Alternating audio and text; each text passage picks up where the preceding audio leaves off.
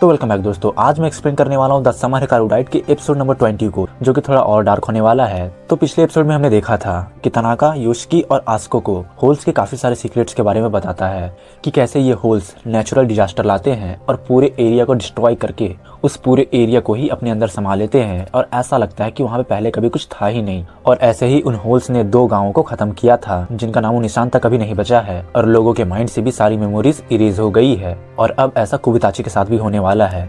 तो वही वो लोग प्लान बना रहे थे कि कैसे इस होल को क्लोज किया जाए। और हमने लास्ट एपिसोड के एंड में ये भी देखा था कि योशिकी की मॉम ने योशिकी को पहचानने से मना कर दिया था। तो चलो अब आगे देखते हैं कि आगे क्या हुआ। एपिसोड की स्टार्टिंग में हम लोग देखते हैं हिकारू के फादर काओई को, जो कह रहे होते हैं विलेज का ख्याल रखना। अगर तुम्हें याद ना हो तो मैं बता दूं, इनका एक एक्सीडेंट में डेथ हो गया था, पर वाकई में वो एक्सीडेंट था या उसे जानबूझ के किया गया था ये तो हमें अभी तक नहीं पता। क्योंकि योशिकी के फादर को ऐसा लगता है कि उन्हें जानबूझ के मरवाया गया, क्योंकि वो विलेज के रिचुअल्स को बंद करवाना चाहते थे। उन्हें पता चल गया था कि ये रिचुअल्स पॉइंटलेस है, इन्हें बेकार में ही किया जा रहा है, और उसके बाद ही उनके साथ ऐसा ट्रेजेडी हो जाता है। इसलिए योशिकी के फादर को शक है कि इसे जानबूझ के करवाया गया था। फिर हम आगे देखते हैं कि ओल्ड मैन ताकेदा ये सपना देख रहा था और उठते के साथ कहता है, मुझे माफ कर दो, प्लीज मुझे माफ कर दो काओई, तुम हमेशा से सही थे। ये विलेज का रिचुअल सही में मीनिंगलेस है। उतने टाइम से जो हम रिचुअल करते आ रहे थे उसका कोई भी बेनिफिट नहीं हुआ। जिससे हमें पता चलता है कि पहले काओई ने इन्हें बताया होगा कि मैं इस रिचुअल को बंद करना चाहता हूँ, तो मे भी इन लोगों का ही कुछ हाथ हो उसके इस एक्सीडेंट में। खैर क्या है वो तो हमें आगे ही पता चलेगा। फिर सीन शिफ्ट होता है और हम लोग देखते हैं ताकेदा अपने घर के बगीचे में बैठ के काफी गहरी सोच में डूबा होता है और मछलियों को दाना भी दे रहा होता है। घर तो काफी तगड़ा है बंदे का, लेकिन फिर हम देखते हैं वहाँ पे तनाका आ जाता है और कहता है, तो तुम यहाँ हो। तभी ओल्ड मैन ताकेदा उसे बताता है कि आपकी बॉस सातो हमसे मिलने आई थी, याद है ना, ये वही लेडी है जो हिकारू को अपने कस्टडी में लेने के लिए आई है, क्योंकि उनका ऑर्गेनाइजेशन एक इविल ऑर्गेनाइजेशन है और वो लोग हिकारू का गलत फायदा उठाना चाहते हैं। और काफी लंबे समय से उस ऑर्गेनाइजेशन का यही मोटिव था, उन्हें एक ऐसा एंटिटी चाहिए था जैसा हिकारू है। फिर ताकेदा कहता है कि वो तुम्हें रिप्लेस करने के लिए आई है, वो ऐसा ही कुछ बोल रही थी। तो तनाका हंसते हुए कहता है, मैं तो पहली बार इसके बारे में सुन रहा हूँ, ये है कौन? फिर ताकेदा उससे सवाल पूछता है, तुमने तो मुझे बताया था कि नानोकी सामा जैसी कोई चीज ही नहीं है, वो रियलिटी में एग्जिस्ट ही नहीं करती, ये सब सिर्फ बेकार की अवधारणाएं हैं। लेकिन जो लेडी तुम्हारे रिप्लेसमेंट के लिए आई है सातो, उसने तो ये कहा कि इंडो हिकारू ही नानोकी सामा है, और अगर उसे जल्दी से कस्टडी में ना लिया गया तो वो विलेज के लिए खतरा बन सकता है। इसलिए वो चाहती है कि हिकारू को जल्द से जल्द कस्टडी में ले लिया जाए। तो तनाका उसे साफ साफ कहता है कि मैं तुम्हें पहले ही बता दूं, मेरा और सातो का गोल सेम नहीं है, हमारी सोच एक दूसरे से बिल्कुल ही अलग है। तुम किसकी तरफ रहोगे ये तो तुम्हारे ऊपर डिपेंड करता है, तुम्हें जैसा अच्छा लगता है तुम वो करो। तो तनाका उसे बताता है कि तेत्सु और योशिको ने तो शायद सातो के बातों पे विश्वास कर लिया है।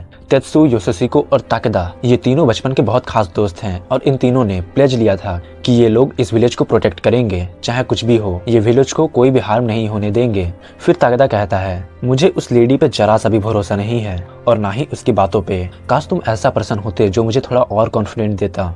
तो तनाका कहता है, सॉरी, ये मेरा स्पेशलिटी नहीं है, मैं वैसा टाइप का पर्सन नहीं हूँ। और वहाँ से जाने लगता है और कहता है, अगर कंपनी ने अपना एक्शन लेना शुरू कर दिया है तो मेरे पास सही में और भी कम समय बचे हैं, इसलिए मुझे जल्दी जाना होगा। जैसे कि तनाका ने पहले ही बताया था, वो जिस कंपनी में काम करता है वो एक इविल ऑर्गेनाइजेशन है जिसे विलेज या फिर विलेजर्स की लाइफ से कोई फर्क नहीं पड़ता।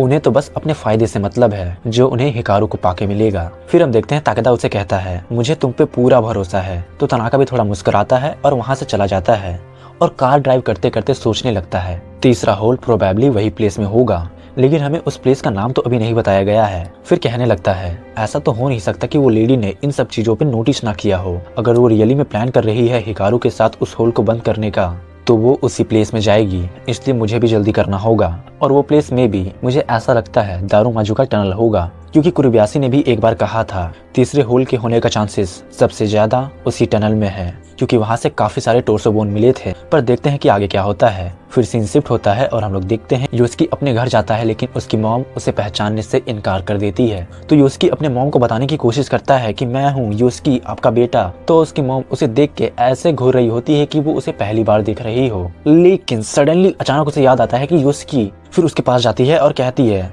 कहाँ थे तुम इतने समय से, मैं तुम्हें पिक करना कैसे भूल गई। याद है ना आखिरी एपिसोड में उसकी मॉम उसे पिक करने वाली थी लेकिन आई नहीं। तो अब हमें पता चला कि क्यों नहीं आई थी। और कहती है, ये तुम्हारे आर्म को क्या हुआ, जल्दी से आओ, यहाँ पे बैठो मेरे साथ और मुझे सब सच सच बताओ कि तुम्हारे साथ आखिर हुआ क्या, क्योंकि मैं देख रही हूँ काफी दिनों से तुम कुछ अजीब बिहेव कर रहे हो। कुछ तो ऐसा है जो तुम्हारे साथ चल रहा है, लेकिन तुम मुझे बता नहीं रहे हो।